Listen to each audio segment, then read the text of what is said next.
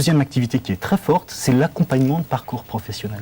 C'est-à-dire, vous aidez en permanence, alors c'est comme dans une entreprise normale, il faut en permanence se remettre en question, repartir en formation, se redemander ce que l'on a envie de faire, justifier sa présence. Je pense que c'est effectivement comme une entreprise normale, avec peut-être de nouvelles portes qui s'ouvrent. Notamment quand on parle sur des PME où les portes ne sont pas forcément, où une entreprise de 50 salariés ne peut pas forcément proposer de nombreuses évolutions aux salariés. Par contre, l'entreprise a un besoin, c'est de fidéliser son personnel. Et par le groupement d'employeurs, on pourra proposer des évolutions aux salariés tout en gardant, pourquoi pas, le salarié dans l'entreprise, mais à temps partiel. Franck Delalande, ces employés, ces ouvriers qui vont travailler à droite, à gauche, dans plusieurs entreprises qui doivent s'organiser, se remettre en question, est-ce qu'ils nous ressemblent à moi, à vous, aux personnes qui nous regardent, qui sont aujourd'hui en CDI dans un emploi fixe, dans une entreprise où ils viennent du lundi au dimanche, pour certains plusieurs heures par jour? Ou est-ce qu'au contraire, on est dans l'exemple libéral le plus total avec des employés pareils? Je pense qu'ils ressemblent à tous. Quand on observe soit les différents âges ou les différentes origines sociales des salariés du groupement d'employeurs, c'est très divers. On a des salariés de plus de 50 ans qui, au travers du temps partagé, vont relancer leur carrière professionnelle, un certain dynamisme. Les plus jeunes vont, c'est un début de carrière, c'est découvrir deux entreprises, peut-être découvrir deux métiers, pourquoi pas. Donc aujourd'hui, je pense que c'est adapté à toute personne et que ça s'inscrit bien dans le parcours professionnel de tout à chacun. On a entendu, il y a beaucoup d'ouvriers qui disaient c'est difficile de s'intégrer dans les entreprises, dans certaines équipes, et en même temps, ce sont des ouvriers qui affirment qu'ils prennent beaucoup de recul finalement par rapport au travail et par rapport au monde du travail. La première journée de formation nous a appris ça, c'est que plusieurs ont dit, au travers du temps partagé, ça m'a appris à relativiser. Ça veut dire quoi et comment on fait alors pour relativiser son travail? Relativiser, c'est-à-dire qu'on se rend compte que quand on est dans un même univers et toujours le même, on est souvent le plus malheureux. Et le fait de découvrir d'autres univers, on se rend compte qu'il y a des problématiques semblables, que c'est pas forcément très grave, que certains ont réussi sur des problématiques claires à s'en sortir. Donc on va pouvoir s'en sortir dans certains cas. Et nos salariés jouent quelquefois le rôle de conseil d'ailleurs, auprès des salariés de l'entreprise qui sont là depuis 20-25 ans et qui se plaignent, je dirais régulièrement, en disant ouais, tu te plains, mais dans l'autre entreprise, il y a des conditions de travail qui sont beaucoup plus dures, il y a peut-être un traitement social qui est différent. Et regarde par contre ton outil de travail qui est en train d'évoluer et les évolutions et l'intérêt que tu peux avoir à ton travail. Il y a des ficelles qui existent ou que vous pouvez leur donner dans ce type de séminaire, un petit peu pour relativiser le travail, relativiser le stress, la pression, etc. C'est le cœur du séminaire, puisque après avoir fait parler ce matin de temps partagé, on a un module qui s'appelle Connaissance de soi, qui est un cadeau donné aux salariés vénétistes qui vont apprendre à mieux se connaître.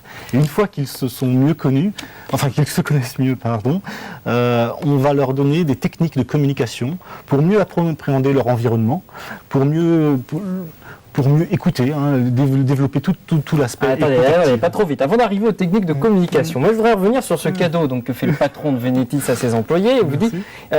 Il dit connaissez-vous vous-même, comme dirait l'autre. Qu'est-ce que ça veut dire se connaître et comment est-ce que l'on se remet en question lorsque l'on est dans un travail quotidien tous les jours?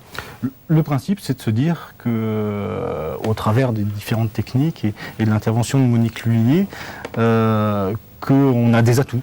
Il faut les connaître. On a des atouts et puis on a peut-être des éléments à améliorer. Et une fois qu'on a pris conscience de nos atouts, de nos éléments à améliorer, eh bien, on peut mieux évoluer dans un environnement et encore mieux dans deux environnements différents. Vous avez des exemples précis un petit peu à nous citer, soit des paroles de salariés, soit des phrases qui reviennent régulièrement?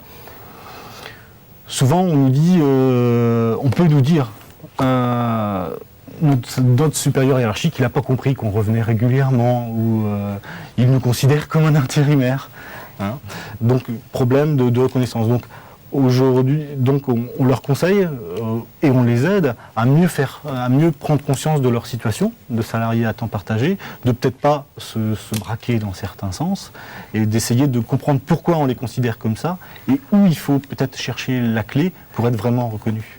C'est-à-dire chercher la clé en soi, chercher la clé autour de soi ou ça? Chercher peut-être quelquefois la clé en soi, mais à côté du supérieur hiérarchique, il y a aussi d'autres salariés qui vont peut-être permettre de dire, ben voilà, et s'il réagit comme ça, votre supérieur hiérarchique, c'est qu'il a vécu telle ou telle histoire, et donc aller peut-être plus vers son sens.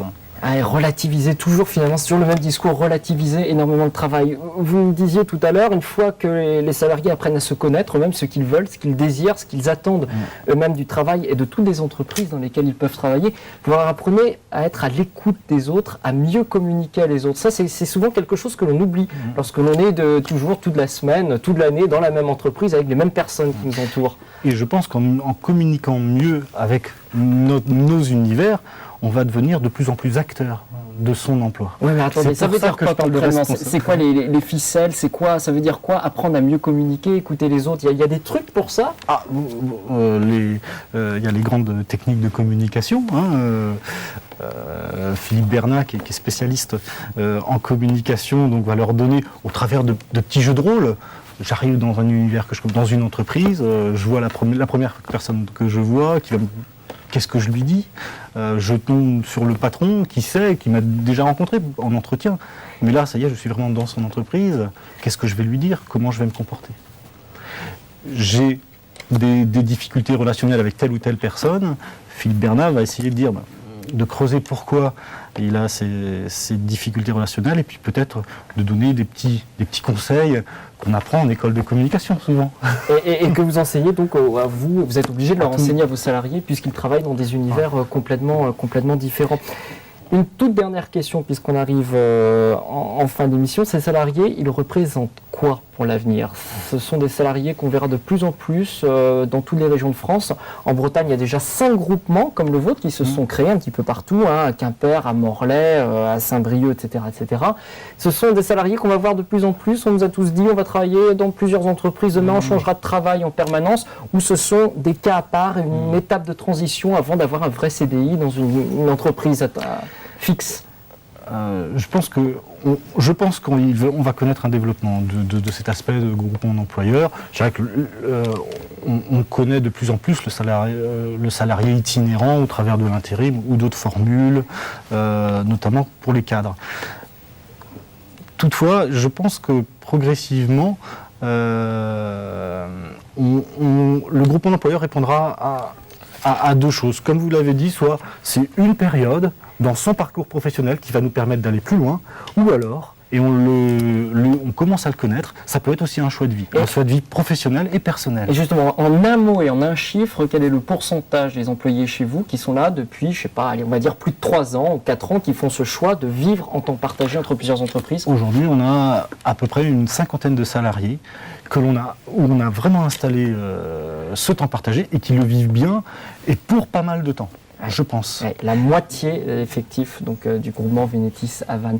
Merci d'avoir été avec nous ce soir, Franck Delannoy, nous avoir fait aussi quelque part un petit peu prendre un peu de recul par rapport à notre travail et nous demander nous aussi où est-ce que l'on va et pourquoi on vient tous les jours au travail et pourquoi c'est pas toujours facile. Voilà, tout de suite la météo.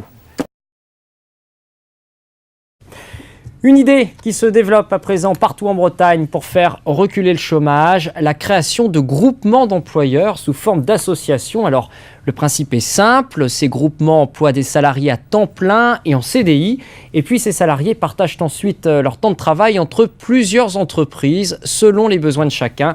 Exemple à Vannes avec le plus vieux groupement d'employeurs de Bretagne, il s'appelle Vénétis et son directeur vient de remettre un rapport à Matignon pour faire connaître cette expérience. Cécile Madronet et Jean-François Amar.